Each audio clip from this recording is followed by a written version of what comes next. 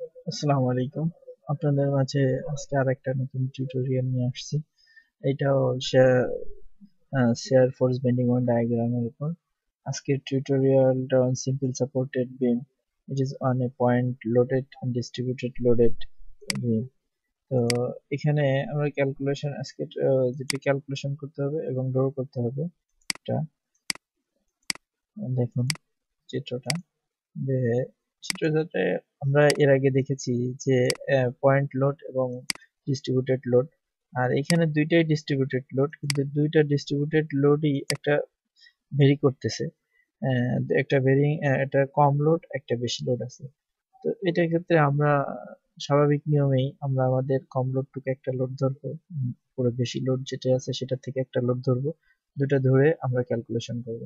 তো প্রথম এই প্রথম বিন্দুটাকে আমরা বাম পাশের বিন্দু এ বিন্দু ধরতেছি, বাম পাশেটাকে বি ধরতেছি। তো এই বিন্দুতে মোমেন্ট at জিরো নিয়ে আমরা প্রথমে যেখানে ডিস্ট্রিবিউটেড লোড দেওয়া আছে, এই ডিস্ট্রিবিউটেড লোডটা হচ্ছে 1.5 নিউটন পার মিটার। এখানে যদি আমি এখানে এটা দেখাইনি, সরি, আপনারা একটু লিখে নেবেন। আর এইখানে যে লোডটা আছে এটা 3 নিউটন পার মিটার। তো 1 নিউটন বা 1.5 নিউটন পার মিটার যেটা আছে সেটার সাথে আমরা গুণ করে এখানে যে এটা বার করছি। তো এখান থেকে আমি আমার যে ডিস্ট্রিবিউটেড লোডটা আছে লোডটার থেকে আমি যে রিয়েকশন ফোর্সটা আছে রিয়েকশন ফোর্সটা ক্যালকুলেশন করছি। তো আর ই সমান সমান এটা বের হয়েছে নিউটন, এবং আর এ প্লাস আর ই থেকে আবার আর বি ইটা বের করছি। তো যেটা এখানে যে আমরা রিয়েকশন শেয়ার ফোর্স ডায়াগ্রাম অঙ্কন করছি, তো শেয়ার ফোর্স ডায়াগ্রামের ক্ষেত্রে এখানে আমাদের রিয়েকশন ফোর্সটাকে প্রথমে যে রিয়েকশন আর ই ছিল, আর এ যেটা 1.875 নিউটন, 1.7 নিউটন আমরা উপরের দিকে উঠছি জিরো পয়েন্ট থেকে উপরের দিকে ওঠার পরে প্রথমে বললেন আমরা একটা দাগ দিয়ে দেবো যেটা 0 0 অ্যাক্সিস ধরবো। তো ওইটা থেকে উপরের দিকে উঠছে, ওঠার পর এতে যেহেতু ডিস্ট্রিবিউটেড লোড সেহেতু আমরা যে শেয়ার ফোর্স হবে সেটা 1 ডিগ্রি অ্যাঙ্গেলে কার্ভ হবে।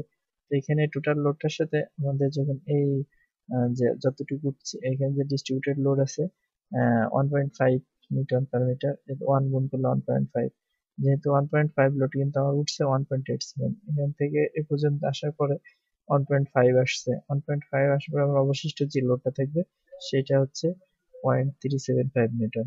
তো 0.375 নিউটন এখন আমার লোড হাতে রয়েছে। এখন আমার যে লোডটা পরবর্তী যে লোডটা শুরু হয়ে গেছে সেটা হচ্ছে 3 নিউটন পার মিটার প্রতি মিটার, এটা গুণ করলে 3 হয়। সেখান থেকে আমি 3 এরকম নিচের দিকে নামছি।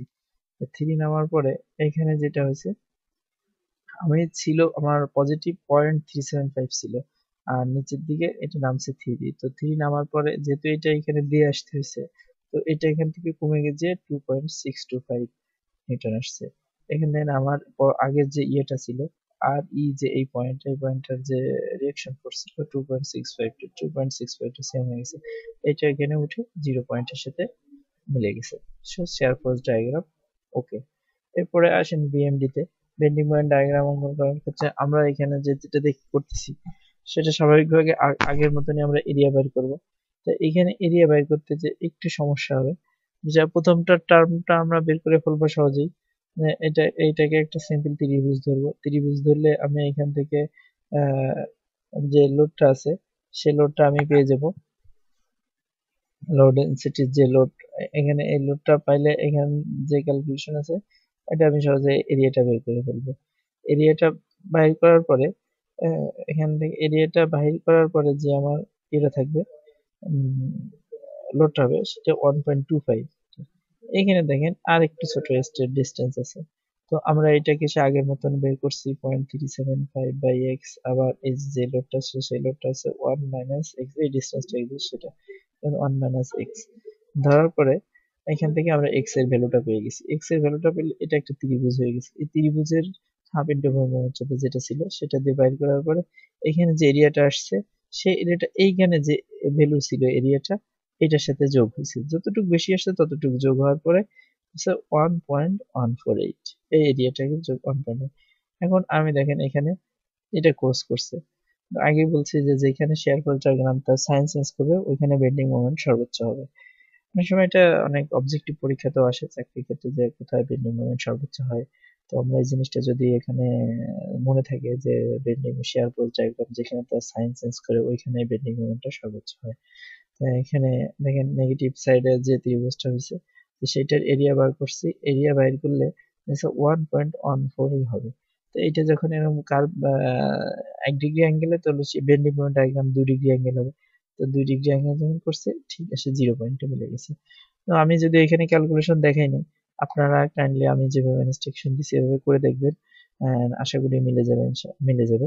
তো আজকে এ পর্যন্তই। পরবর্তীতে আরো নতুন টিউটোরিয়াল দেখার জন্য আমন্ত্রণ জানিয়ে শেষ করছি। আল্লাহ হাফেজ।